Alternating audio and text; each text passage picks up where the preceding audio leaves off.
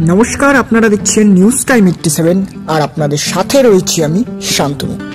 মুখ্যমন্ত্রীর উদ্যোগে স্বাস্থ্য সেবার নতুন ছোঁয়া। পাঁচকাট গ্রামে পৌঁছে গেল ভ্রাম্যমাণ গাড়ি।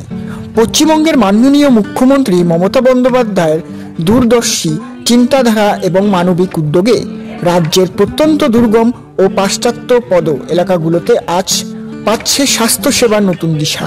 সেই মহৎ পরিকল্পনায় অংশ হিসেবে সিউড়ি বিধানসভা কেন্দ্রের সিউড়ি ১ নম্বর ব্লকে চলছে স্বয়ংসম্পূর্ণ ভ্রাম্যমাণ চিকিৎসক শিবির।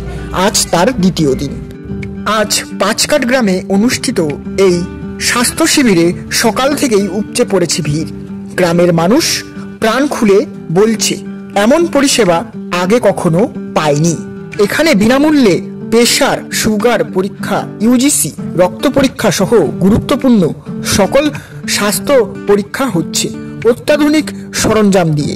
পরীক্ষার পর সঙ্গে সঙ্গে দেওয়া হচ্ছে নিঃশুল্ক প্রয়োজনীয় ওষুধও। এর পাশাপাশি গ্রামের বহু প্রবীণ ও সাধারণ মানুষকে বিশেষ সুবিধা দিয়ে চলেছে চক্ষু পরীক্ষা। দৃষ্টির সমস্যা ভোগা মানুষদের চোখ পরীক্ষা করে বিশেষজ্ঞরা দিচ্ছেন উপযুক্ত চিকিৎসা পরামর্শ। যাদের চোখে ছানি পড়েছে তাদের সিউড়ি সদর হাসপাতালে অপারেশন করানো হবে এবং যাদের অল্প পাওয়ার ত্রুটি রয়েছে তাদের বিনামূল্যে চশমা দেওয়া হবে আগামী 10 দিনের মধ্যে। সিউড়ি থেকে অভ্রদীপের রিপোর্ট, নিউজ টাইম 87। মাননীয় মুখ্যমন্ত্রী মমতা বন্দ্যোপাধ্যায়ের ঐকান্তিক উদ্যোগে পশ্চিমবঙ্গে যে দুর্গম এবং পশ্চাৎপদ এলাকায় বিক্রি করার জন্য স্বয়ং একটা মোবাইল মেডিকেল ইউনিট চালু করা হয়েছে। তার সিউড়ি বিধানসভা কেন্দ্রের সিউড়ি ১ নম্বর ব্লকে আজকে এটা দ্বিতীয় দিন। মহুলা পাঁচকাট গ্রামে পাঁচকাট ময়দানে আমরা এসেছি।